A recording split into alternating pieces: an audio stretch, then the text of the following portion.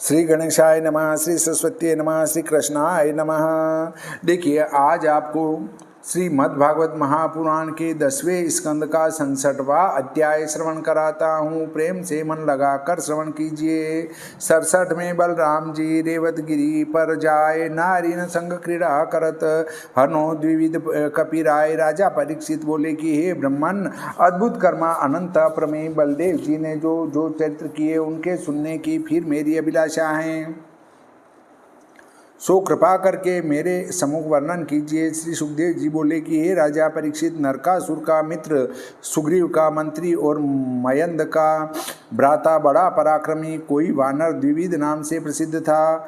सो अपने मित्र नरकासुर का ऋण चुकाने के लिए इस बंदर ने पूर्व ग्राम खानी खिरक छपरों का और देशों का नाश कर दिया।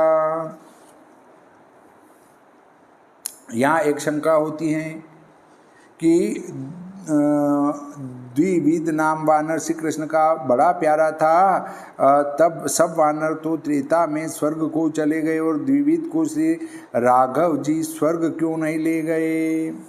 इसकी उत्तर है कि रामचंद्र और रावण का युद्ध होता था। उस समय अर्धरात्रि थी।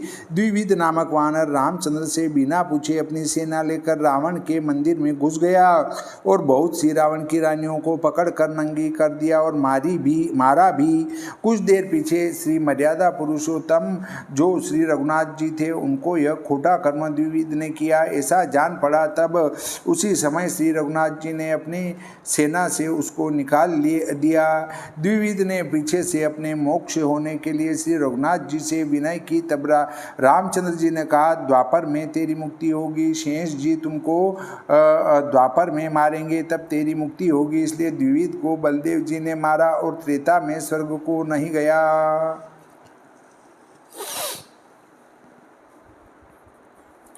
कभी वह बंदर पर्वतों को उठाकर उनसे देशों को चकनाचूर कर देता था और विशेष करके अनर्थ देशों को महाकष्ट देने लगा, क्योंकि नरकासुर के मारने वाले श्री कृष्ण वहीं विराजते थे।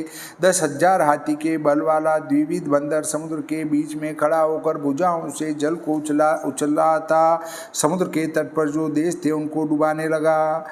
वह दुष्ट वानर बड़े बड़े ऋषियों के आश्रमों में जाकर वृक्षों को तोड़ मलमूत्र करके यज्ञ की अग्नि को दूषित करने लगा। महाघमंडी वह बंदर स्त्री और पुरुषों को पकड़ पकड़ कर पर्वतों की गुफा व कंदराओं में रखकर जैसे भ्रमरी कीड़ों को मूंद देती हैं उसी प्रकार मूंद देता था। इस प्रकार वह बंदर देशों में उपद्रव करता और कुल की स्त्रियों को दोष लगाता हुआ मनोहर गीत सुनकर रेवत नाम पर्वत पर चला गया। वहां जाकर यादवों के पालन करने वाले कमल की माला धारण किए सुंदर अंग वाले स्त्रियों के बीच में बैठे बलराम जी को देखा। वारुणी मदिरा पीकर गान करते, मद से विवल नेत्र, मतवाले हाथियों के समान शरीर से प्रकाशमान हैं। दुष्ट शाखा मृग बंदर वृक्ष की शाखाओं पर चढ़कर उनको हिलाता हुआ आपको दिखाकर किचिर शब्द करने लगा। उस बंदर की धृष्टता देख स्वभाव से चंचल हास्यप्रिय बलदेव जी के संग की स्त्रियां भी हंसने लगी। वह बंदर भ्रकुटी चढ़ाकर सामने ही गुड़क कर स्त्रियों को अपनी गुदा दिखलाकर बलदेव जी के देखते ही स्त्रियों की अवज्ञा करने लगा। प्रहार करने वालों में श्रेष्ठ बलदेव जी ने क्रोधित होकर उस बंदर के पत्थर मारा, परंतु वह धूर्त बंदर पत्थर को बचाकर मदिरा के कलश को लेकर हंसकर बलदेव जी को क्रोध उत्पन्न करा के अवज्ञा करने लगा। इसके पीछे वह धृष्ट बंदर मदिरा के कलश को फोड़ स्त्रियों के वस्त्रों को खींचकर फाड़ने लगा। बड़ा बलवान मद से उद्धत बंदर बलदेव जी की कदर ना करके दुख देने लगा। उस बंदर की अनम्रता देख और उसका किया देशों में उपद्रव देख अत्यंत क्रोधित हो बलदेव जी उस बेरी को मारने के लिए अपने हाथ में हल मुसल ग्रहण किया। हे राजन, उस बड़े पराक्रमी बंदर ने भी हाथ से शाल वृक्ष को उखाड़ और शीघ्रता से निकट आकर उस वृक्ष की चोट भगवान बलराम जी के माथे में मारी।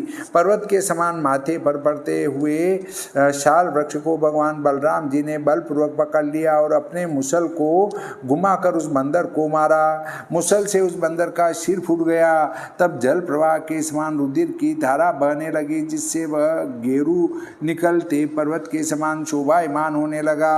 और उस प्रहार को कुछ न विचार कर उस बंदर ने अत्यंत क्रोध से फिर बलपूर्वक और वृक्ष को उखाड़ उसके सब पत्तों को छुड़ाकर बलदेव जी को मारा। बलदेव जी ने उसी समय उस वृक्ष के टुकड़े टुकड़े कर दिए। इसके उपरांत इस बंदर ने और वृक्ष को उखाड़ महावीर्यवान बलदेव जी के ऊपर प्रहार किया, परंतु बलदेव जी ने उसके भी 100 खंड कर दिए। इस प्रकार भगवान बलदेव जी के साथ युद्ध करके बारंबार जब वृक्ष कट गए, तब यह वृक्ष चारों ओर से वृक्षों को उखाड़ कर निर्वृक्ष वन करने लगा। इसके उपरांत असहनता से वह बंदर महात्मा बलदेव जी के ऊपर पत्थरों की वर्षा करने लगा। तब मुसलधारी बलदेव जी ने लीलापूर्वक ही बंदर के वर्षाए पत्थरों को चूर्ण कर दिया। बंदरों के स्वामी इस बंदर ने ताल वृत्त के समान बड़ी भुजाओं की मुट्ठी बांध रोहिणी के पुत्र बलराम जी के पास जाकर उनकी छाती में एक घुसा मारा। हे राजन, यादवों के इंद्र बलराम जी भी हल मुसल को छोड़ और अत्यंत क्रोधित होकर भुजाओं से उसके कंठ को मर्दन करने लगे। उस समय वह बंदर रुधिर को वमन करता हुआ पृथ्वी में गिरकर मृत्यु को प्राप्त हुआ।